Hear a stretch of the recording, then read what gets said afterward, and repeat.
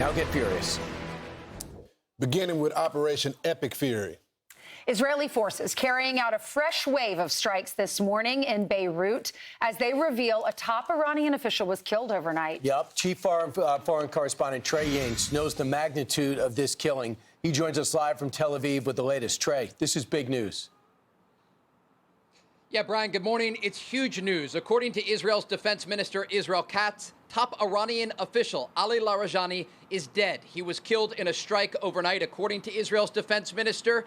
This was probably the most significant strike, you could describe it, in the past week and a half, as the Israelis and the Americans are going after the structure of Iran's regime. Larijani was largely considered the de facto leader in the aftermath of the killing of Iran's former supreme leader, and uncertain questions about Mujtaba Khamenei, the man who was elected to be the next supreme leader. Larijani was serving as the secretary to Iran's Supreme National Security Council. I can also report overnight the Israelis, in a separate strike, killed the top commander of Iran's Basij forces. This is a wing of the IRGC. His name is Ghulam Reza Soleimani, and he was responsible for commanding the crackdown on protesters earlier this year across Iran. An official tells me this morning that over a dozen Basij officials were with him when that strike took place, taking out this top commander. It comes as the Israelis have launched a series of airstrikes alongside their American counterparts across Iran over the past 24 hours. You can see some of these strikes on Sunday, this new video released by the IDF. They are expected to intensify and increase in the hours and days ahead. The Iranians are firing back, though, against Gulf countries and U.S. ally Israel. Overnight, the U.S. Embassy in Baghdad was targeted by drones and rockets. One of those drones slammed into an area just outside of the U.S. Embassy compound. No injuries were reported there. And in northern Israel, Iran's largest proxy, Hezbollah, launching rockets over the border to Nahariya. This is very close to the border with Lebanon. And there was a large fire, as you can see in this video, at least 6 people wounded. President Trump yesterday was asked by Fox's Peter Doocy about this situation and efforts to degrade the Iranian regime.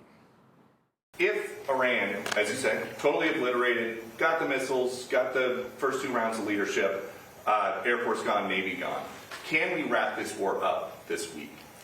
Yeah, sure. Okay. Will we? I don't think so, but it'll be soon. Won't be long. And we're going to have a much safer world when it's wrapped up. It'll be wrapped up soon. We're going to have a much safer world. The United States and Israel going after Iran and all of its proxies. You can see some aftermath video here in the Dahya neighborhood of southern Beirut. That is a Hezbollah stronghold that continues to get hammered by Israeli forces.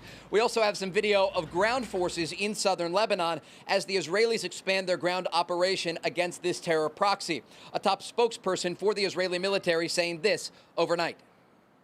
We have prepared for this prolonged war. We anticipated that Hezbollah would open fire.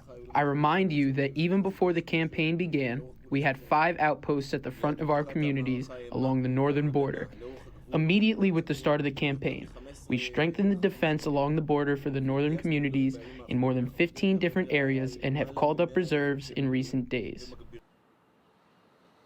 A lot of developments here, but again, the headline today, Ali Larijani, a top Iranian official, killed in strikes overnight. A senior Israeli official tells me the intelligence leading up to these strikes is part of a joint U.S. and Israeli effort. Guys? Just some analysis here, Trey, knowing that he was the hardliner. He was arguably more important than an 86-year-old Ayatollah. And you have the president, who is no more of an intellectual, a scientist, who is more of a moderate. With Larijani out of the way, do you believe the character of what's left of the Iranian administration and their decision-making changes? This is a great question. And look, Larijani, again, was considered one of the last major well-known hardliners. There are a variety of Shia clerics and others who help to support the Iranian regime that is splintered in many areas. But when we think about who's left and who's in charge, it's a major question right now. And we saw just a number of officials on Friday at Quds Day in Tehran walking through the streets, and Larijani was giving live television interviews, almost flaunting to the Americans and the Israelis that he was able to walk freely among the Iranian capital. And then just days later, he's targeted and taken out in a precision strike.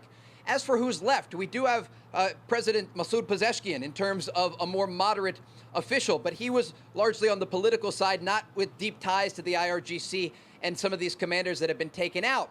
But again, I think the major question here that we have to look at, who is in charge of Iran at this moment and who is commanding these forces in the field who are still launching drones and missiles at Gulf countries and Israel. And so the question remains, who is in charge? And we still do not know the condition of Mostasher Khamenei, who is considered to be the supreme leader at this moment. President Trump yesterday questioning whether he is alive or dead. Trey, have we gotten any answer? I know the late supreme leader that was assassinated by Israel had this plan for all these little forces to essentially operate independently. Is that still happening in Iran? Or is this supreme leader, this new supreme leader, the son, running things that we haven't heard from? This is a great question, and the answer is yes. Iran has a mosaic defense. They prepared for this war, understanding that the United States and Israel would take out their top officials. And so they have a number of people who can fill the shoes of these individuals, but they're less experienced and they don't understand the command structure as well. And so that is why the Iranian the structure of the military apparatus is really in disarray as the United States and Israel are decimating the regime. But when we think about the officials who have made comments in recent days, and we look at officials like Masoud Pezeshkian, the president, or Iran's foreign minister, there were often times over the past week where they were saying, we have told our forces, do not fire at our friends in the Gulf. And then minutes later, Iranian forces fired at their friends in the Gulf. And this speaks to the inability of the Iranian leadership that has been decapitated to order ground forces to do what they want. And if they can't stop them from firing on countries who are offering mediation and support, in some cases like Oman, of the Iranian regime at the negotiating table, it raises real questions about Iran's ability to continue the fight in this war, especially given the fact that, according to Secretary of War Pete Hegseth, the United States has taken out Iran's production capability. And so they're still firing missiles and drones, but they don't have the ability to create more. I know we got almost 3 hours, but Steve Woodcock says he was texted by the foreign minister. Let's talk. And the foreign minister goes, that never happened. Hey, and Trey, what about the Starlink issue? What about the residents there? How much do they know of what's going on? Because I know it's state-run TV. In terms of what's happening on the ground, this is a very important thing to discuss right now, because there are questions about whether or not people could take to the streets in Iran, like we saw earlier this year, given the fact that many of these Basij commanders, including the man responsible for this entire wing of the IRGC, have been taken out in recent days and weeks.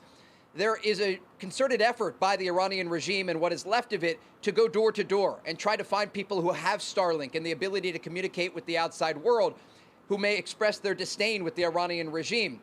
But when we think about the situation on the ground, we also have to consider what the people want. And there are so many people who are afraid. They're concerned that even now, given the current environment, if they go to the streets, they're worried that they could be shot by security forces. And President Trump said earlier this year that there were 32,000 people taken out.